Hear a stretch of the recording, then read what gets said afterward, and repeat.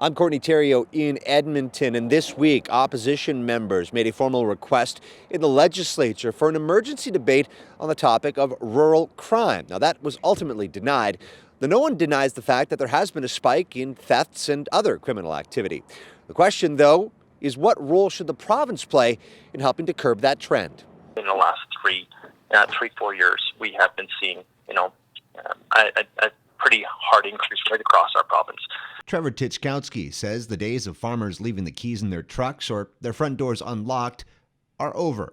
Still, the president of Alberta's Rural Crime Watch Association is adamant that the province is doing its part to address his group's concerns.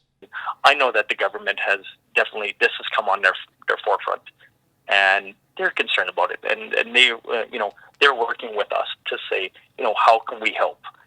Next door in Saskatchewan, provincial officials are tackling the issue in part with a protection and response team consisting of 250 armed officers.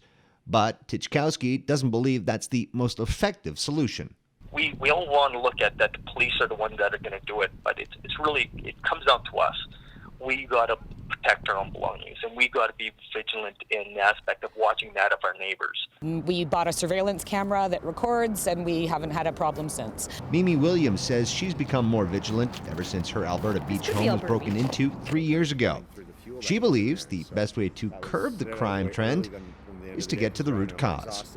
The province's first and foremost role has to be one of a health provider, and we need an increase in beds. We need an increase in their mental health budgets, because an awful lot of folks that turn to crime do so because they're not being adequately served.